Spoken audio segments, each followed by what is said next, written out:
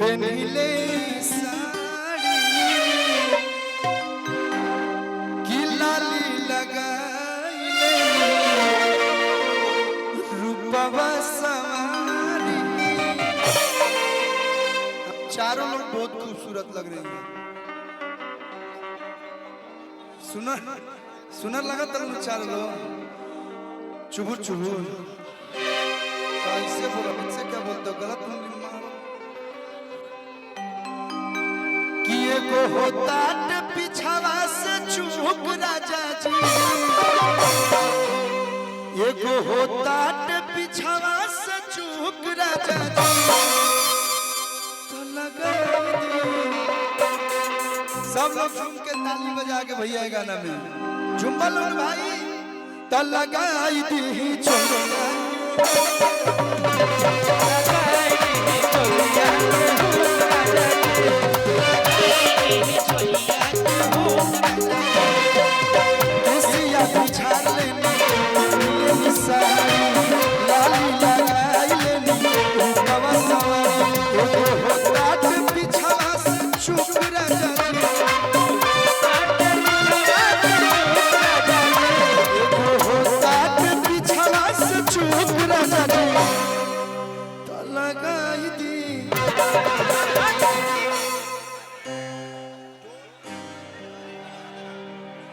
डोरी नहीं चलता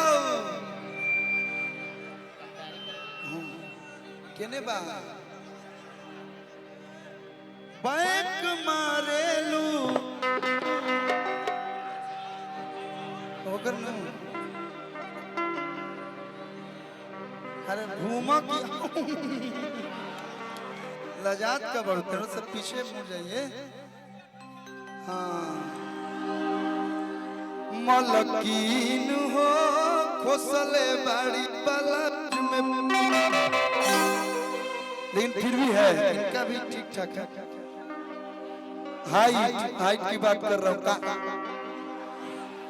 देखो तो 32 दांत लौकत मैं के तय को होता पिछावा से चुक राजा तो लगाई दी चुक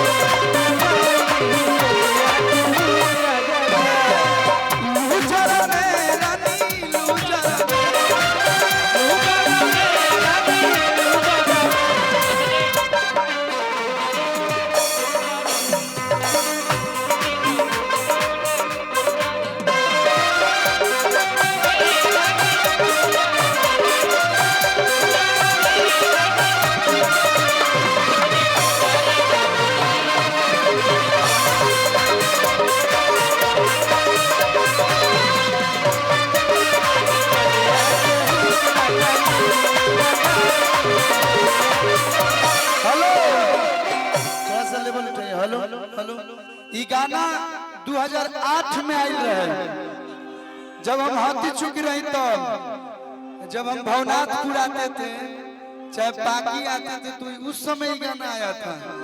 और आज 16-17 साल हो गए फिर भी गाना पुराना रखा है थे हम चपला भी हम आए हैं।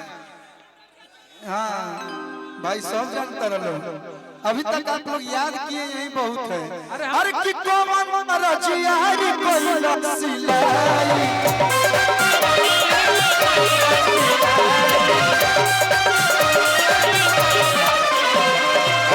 बात सक तू कैसे फंसा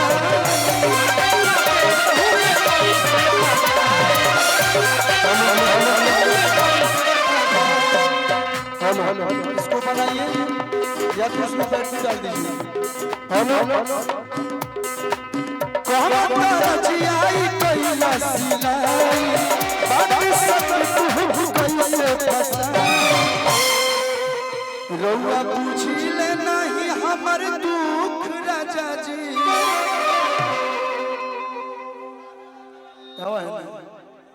सब जगह देखत है बाबा के ओ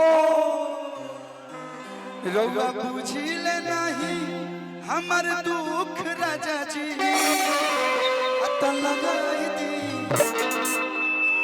लगाई दी चोलिया के